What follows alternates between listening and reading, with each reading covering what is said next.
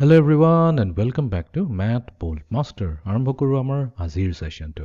তো আজিৰ সেশনটোত আমি কৰিম আমাৰ সেকেন্ড নম্বৰৰ quiz. So let us begin.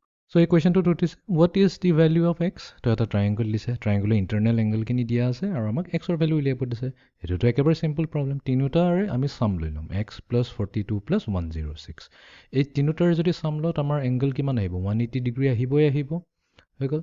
তো এতিয়া x ৰ ভ্যালুটো আমি ইজিলি উলিয়াব পাৰিম। সো 42 + 106 কিমান হ'ব 148 হৈ যাব ইকুৱেলছ টু 180 ডিগ্ৰী। তো x ৰ ভ্যালু কি হৈ যাব 180 - 148।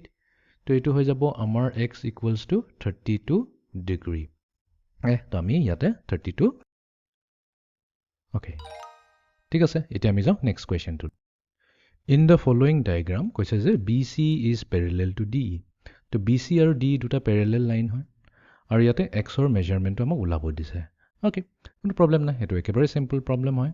এতিয়া যিহেতু BC DE ৰ পেৰেলেল হয়, এটাটো আমি ক'ব পাৰিম যে আমাৰ যোনটো এই BA লাইনটো হৈছে এইটো কি হ'ব, এইটো যদি এক্সটেণ্ড কৰি দিওঁ তো এইটোতো কি এটা ট্ৰান্সভাৰ্চেল লাইন হৈ গ'ল।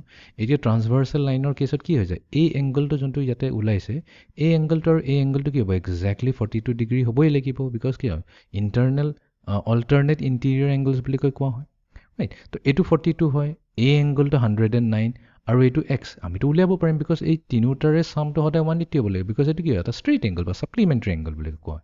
তো তাৰমানে x + 109 + 42 যদি কৰি দিওঁ তেনেহ'লে এই তিনিটাৰে সাম 180 হ'বই লাগিব। তো x প্লাছ এতিয়া এইটো কি হ'ব 42 + 9 হৈ যাব আমাৰ 51 151 হৈ গ'ল। চ' 180ৰ পৰা আমি 151 মাইনাছ কৰিলে আমি পাই যাম x ৰ ভ্যালু 180 - 151। তো x ৰ ভ্যালু কিমান আহিব, x ৰ ভ্যালু আহিব 29 ঠিক আছে। চ' ইয়াতে আমি x পালো 29 ডিগ্ৰীজ। ওকে এতিয়া আমি যাওঁ নেক্সট কুৱেশ্যনটো। এইটোতো একেবাৰে সিম্পল প্ৰবলেম। তো আমি ল'ম x + 37 + 56 তিনিটাকে এড কৰিলে সিহঁতৰ সাম আহিব লাগিব 180 ডিগ্ৰী। ওকে তো এতিয়া 7 + 6 হৈ যাব আমাৰ 13 1 কেৰি হৈ গ'ল 5 6 7 8 9 93 ইকুৱেলছ টু 180। তো x ইকুৱেলছ টু হ'ব আমাৰ 180 - 93। এতিয়া এইটো আমি এটা কাম কৰোঁ, অলপ ইজিলি চেষ্টা কৰোঁ মাইনাছ কৰিবৰ কাৰণে। চ' 93ক আমি এনেকৈও লিখিব পাৰিলেহেঁতেন 80 - 80 - 13 একেই কথা। এইটো এইকাৰণে কৰিছোঁ ছাচ ডেট 180ৰ পৰা 80 মাইনাছ হ'লে আমাৰ থাকিব 100। এতিয়া 100ৰ পৰা 13 মাইনাছ কৰাটো ইজি হৈ যায়, বিকজ এইটোৱে দিব আমাক কিমান 87 ৰাইট 87 দিব। তো আমাৰ x ৰ ভ্যালু আহি যাব 87 ডিগ্ৰীজ। ওকে এতিয়া আমি যাওঁ 4th নম্বৰ কুৱেশ্যন।